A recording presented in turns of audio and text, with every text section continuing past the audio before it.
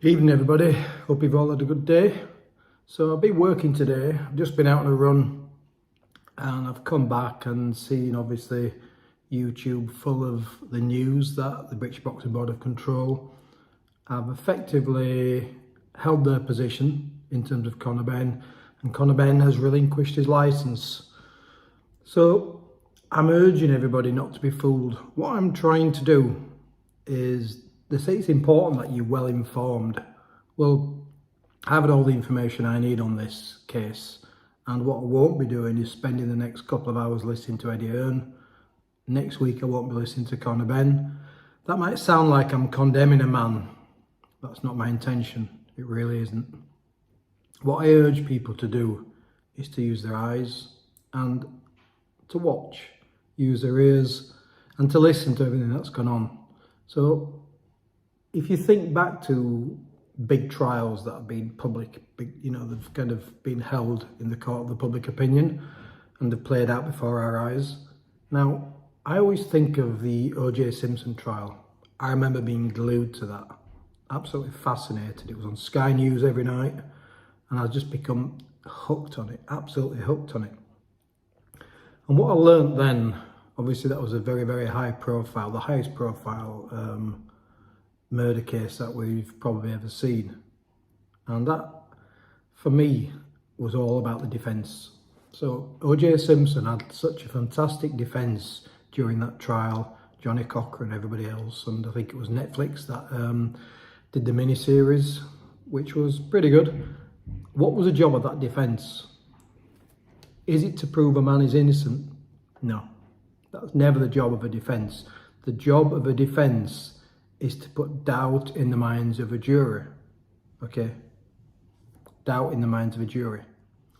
So why is this guy, myself, making videos about O.J. Simpson? I'm not.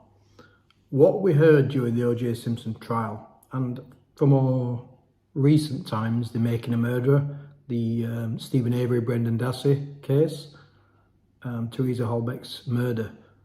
What do we do? What do defendants do? What do the defence team do? They put doubt in your minds. Now that is what Eddie Hearn and the lawyers and Conor Benn's going to do next week. They're not going to try and prove his innocence. They're trying to prove he might not be guilty. There's a difference. So we know that VADA have done the tests. They've done an A sample and a B sample. We've had the results of the A sample. There was adverse findings for clomidine, okay? We all know what that drug does now. We've seen enough about it and heard enough about it in the last few weeks to form a good opinion of why Conor Benn had that in his system. So back to the defence, back to Eddie Hearn, back to Team Benn. You're going to hear things over the next few weeks, and we called this several weeks ago. My friend and Russell Hartley, we were talking about this several weeks ago.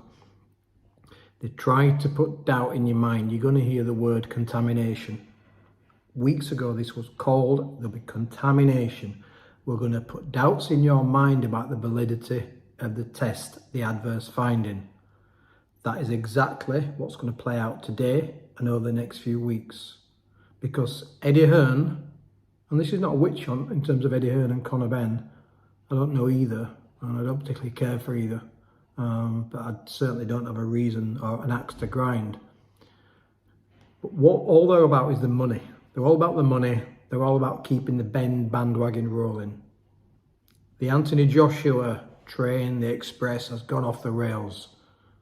The Zone are in a tough place in terms of the UK market. They're in a tough place globally. Over £1 billion worth of losses, £1.5 billion worth of losses over the last 2 or 3 years. They haven't cracked the UK market. Eddie hasn't cracked the UK market. He desperately needs you to believe that Conor Benn inadvertently took a banned substance. That is what the defence is all about. I'll keep repeating the words contamination. You're going to hear the words contamination. We have concerns about the process that was followed. We have concerns about what happened. There are tiny amounts of that drug in Conor Benn's system. That's all you're going to hear. And us as boxing fans and us as the public, we're not stupid. Conor Benn, Eddie Hearn, we are not stupid. We can see what you're trying to do, and I urge everybody to not fall for this. Not fall for this. To the best of our knowledge, there's been no B sample requested. The Boxing Board of Control, who are stacked with the Queen's Counsel, these are very, very shrewd operators. The British Boxing Board of Control uphold their position. There was a rule broken. That rule was in terms of a banned substance. They don't lightly uphold their position. They'll have had the same evidence placed on their lap that everybody else will have had. But the British Boxing Board of Control, they just deal with what's on the table. They just deal with the facts. They deal with the evidence, and they've upheld their position. So all we're going to hear now is the crying from Eddie Hearn and Conor Benn. What this reminds me of, it's the equivalent of somebody at work who's in a high-profile position facing a charge of gross misconduct and then resigning. Why would you do that? People do that because that means that you can't be found guilty. Conor Benn has relinquished his licence. The Boxing Board of Control can't ban him. They can't ban him because he's given up his licence. He's not a licence holder. This is so painfully obvious for me and for us all. But all they are doing is they're trying to keep the Benn bandwagon going. It was so predictable weeks ago that what's coming, and you watch this now, I make boxing predictions, some I get right, some I get wrong. This is not a prediction on a fight, this is a prediction on an outcome. We might never truly find what the real outcome is because there's going to be so many smoke screens around this. But you're going to hear from Conor Benn next week. You're going to hear from Eddie Hearn. We haven't heard much from them recently, have we? Okay? But what do you do? Does a guilty man run? Does a guilty man run from the scene of a crime? Is that what you do? Because that's exactly what Conor Benn's done. He's a licence holder. He's given up his licence. He's relinquished his licence. Just have a think about that. Have a think about what's gone on for the last few weeks. Have a think about what we know. And have a little go down memory lane. Let's have a think about the history. Conor Benn was a novice amateur. He was a novice average amateur. He got no amateur pedigree. He turned professional. His father openly said, I was questioning my son in boxing. He was slapping, he'd got no power. There was not a lot going on. I was going to tell him to pack it in. Conor Benn had an up and down with Payne, a non-punching Frenchman who dropped him heavily several times. It was a close fight. All of a sudden, since that Payne fight, we have seen massive improvements in Conor Benn. Not just improvements in his technique, which does come with experience. He's definitely polishing up his technique. We've seen improvements in his power and his explosive work. Young men grow. They do fill out when they become full-time pros. But Conor Benn was a skinny, 10-stone, pencil-necked light welterweight.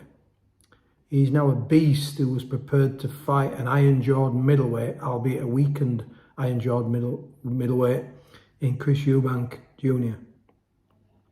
Just look around you, open your eyes. We're not hanging a young man, but what we haven't seen and we won't see is any apology from Conor Benn. Nothing, just excuse after excuse after excuse. So just think about it. How many athletes and how many boxers have we seen test positive for banned substances and put their hands up and say, I was wrong, I am sorry, I tried to get a leg up? How many? None. Nobody ever admits they've taken bad substances, ever. So it's going to play out. I appreciate you watching. I appreciate you liking, subscribing and sharing. I don't put enough videos out for you, but I'm being serious in this one. I have seen firsthand, and I won't bore you with the story because most people know what the story is, of a young man's dream destroyed due to drugs cheats in sport and in boxing. I've been part of that camp. I've been part of that team that has had moments, life-changing moments, moments that could tell the grandkids about, taken away from them. You all know I'm talking about Sykes and Adrian Broner and Lamont Peterson failing his drug test in the rematch with Amir Khan. Anybody who knows me knows that I was involved in that. Do not feel sorry for drugs cheats. Do not believe what you hear the next few weeks. You will not hear anything conclusive. All you are going to hear is contamination, small traces, there is doubt. Due process was not followed. This is the defence team.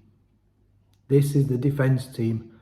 And you guys, okay, we're not judge, but we are juror, and we can make up our own minds. Thank you very much. And I encourage you not to be swayed by everything you hear, everything you read, by all these sound bites. Go with the statements of facts. VADA, adverse finding. A doctor in camp who joined the Conor Benn camp this year, who's gone missing. He's gone off the face of the earth. Dr. Uz, we all know about him. We all know what his role is, and we all know what his speciality is. Testosterone replacement therapy. Hormone replacement therapy. Testosterone is a hormone. Look at the improved performances. Look around you. Look at the Conor Benn. Look at the massive improvement from a fighter, as I've just said, having up and down yo-yo thrillers with light punching Frenchmen, knocking out world-class fighters, sparking them. The same world-class fighters who would do rounds and rounds and rounds and not get dropped by the elite of the division. And this novice comes into boxing, and this is what happens. Come on. It's nonsense. It's rubbish. We know what's happened. And Eddie, you are not fooling anybody. You are not fooling me. You are not fooling everybody out there.